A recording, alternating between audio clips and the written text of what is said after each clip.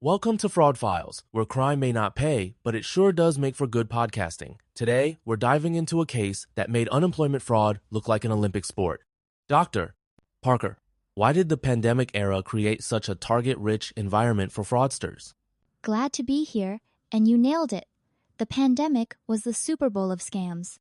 With billions in relief funds flying out the door faster than a caffeinated barista, states focused on speed over scrutiny, leaving a loophole the size of a drive-through window. So basically, it was a buffet for anyone with a stolen social security number and a knack for creative writing?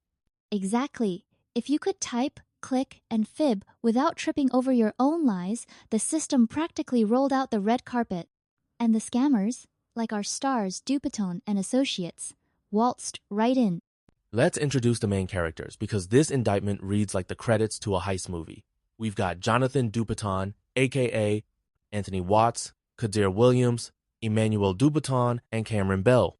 Why all the aliases? Were they collecting them like Pokemon cards? Pretty much. Multiple aliases are a classic move, especially in identity theft. Think of them as costume changes in a low-budget spy flick. It helps muddy the trail and confuse investigators. Plus, it lets you apply for benefits as a cast of thousands, all starring you. So with each new name, they practically got a fresh lottery ticket. Do we know how many stolen identities were in play? Over 300 debit cards and about 3 million in fraudulent claims. That's enough for a fleet of used Camrys or one solid gold jet ski, depending on your taste in purchases. Let's break down the mechanics. How does one go from aspiring scammer to architect of a multi-million-dollar fraud ring? And please, don't try this at home, folks. The recipe. First, gather your stolen identities names, birth dates, social security numbers. Next, use a VPN, which is basically Harry Potter's invisibility cloak for your computer, to submit phony unemployment applications online. The state, in a rush, rubber stamps approval. And then, Ching? The state mails you a debit card loaded with taxpayer cash? Exactly. And for extra flair, the fraudsters update the mailing addresses to their Georgia layers. The debit cards arrive, and voila, money on tap at the nearest ATM. It's like a reverse Santa Claus situation. Let's geek out for a second. VPNs, fake emails, stolen data, this was less Ocean's 11. More hackers 101. How did technology turbocharge their scheme? VPNs masked their digital footprints, making tracking about as easy as finding your socks after laundry day. They use throwaway Gmail addresses, think slimemarebnbl@gmail.com, to avoid detection. And the real masterstroke? Convincing the system with believable, if completely bogus, stories. It's like catfishing, but instead of romance, it's raining government money. Any evidence of the tech getting outsmarted? Definitely. The system was built for honest folks, not 21st century tricksters.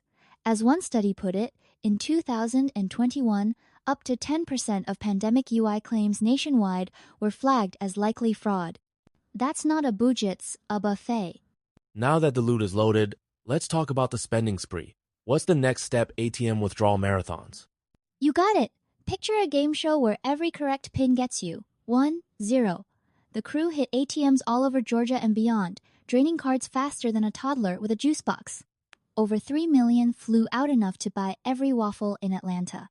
And these weren't tiny amounts. Some cards had 19,200 per pop.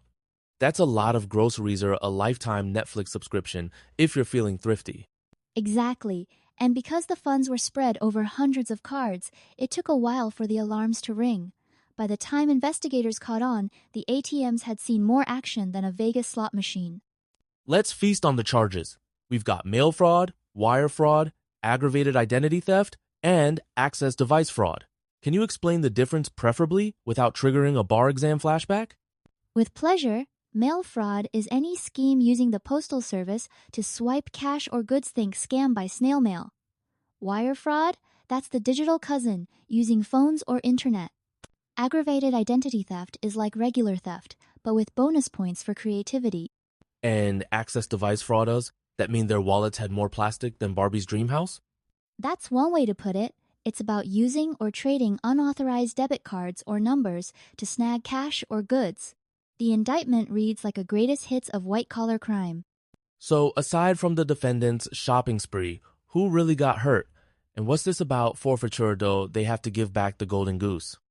Victims include not just the state of California, but all taxpayers, so basically, anyone who's ever yelled at their accountant. The government's coming for the proceeds cash, property, anything bought with ill-gotten gains. If it moves, it's getting seized. So, if they bought a car, a house, or even a fancy blender, it's all fair game for the feds? Absolutely. The law is like Marie Kondo on steroids. If it doesn't spark legal joy, it's gone. And if the loot's hidden or spent, prosecutors can seize other assets up to the same value. Talk about a thorough spring cleaning. Let's wrap with some wisdom. What can states do to prevent the next wave of fraud besides hiring psychic detectives or teaching AI to spot lies? Stronger identity verification is key. Think facial recognition or two-factor authentication. But it's a balancing act. Too strict and real people get blocked. Too lax and scammers throw a block party. One state's 2021 study found mixing tech with old-school document checks cut fraud rates by half. So maybe the real lesson is trust but verify, and keep a close eye on anyone with 5 aliases and a suspiciously full mailbox. Exactly. And remember, if you get a debit card you didn't request, don't assume it's your lucky day. It might just be someone else's failed get-rich-quick scheme.